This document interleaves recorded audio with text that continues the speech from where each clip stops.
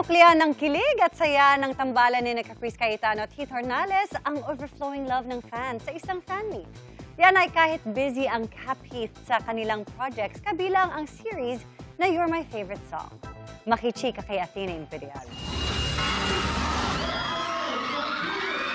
Very teen sweethearts coded sina Caprice Cayetano at Heath Hornales sa kanilang fairy tale themed fan meet.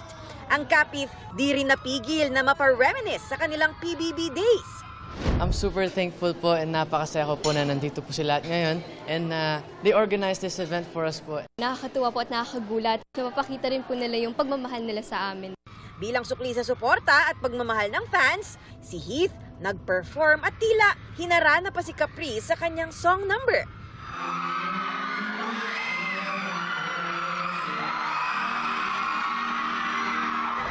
Nag-donate din ng fan groups ng 100,000 pesos sa Kakamay Movement Organization Incorporated, organisasyon na nagbibigay kakayahan sa deaf and hard of hearing communities.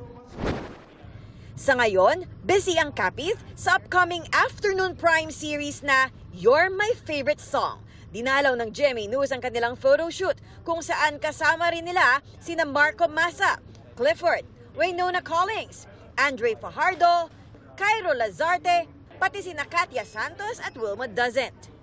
After ng bahay ni Kuya po, ang tagal ko po na-stop. Kaya, ayun, it's so refreshing and nice na nakabalik po ako sa pag-acting. Halos kumpleto po kaming lahat. So nag-enjoy po talaga ako, tsaka nag-pictures po talaga kami para sa memories. Bukod sa You're My Favorite Song, naghahanda na si Heath para sa kanyang concert sa July. I've been practicing my songs every day. Baka nga may dance moves, guys. Abangan nyo. Si Caprice naman, nag-enjoy sa kwentuhan nila ng idol na si Heart Evangelista sa All Out Sundays. Nagpa-fangirling po rin po ako. May mga na-share din po na tips sa akin si Miss Heart. Mga fashion tips po and yung mga tips din po sa life. Athena Imperial updated sa Showbiz Happenings.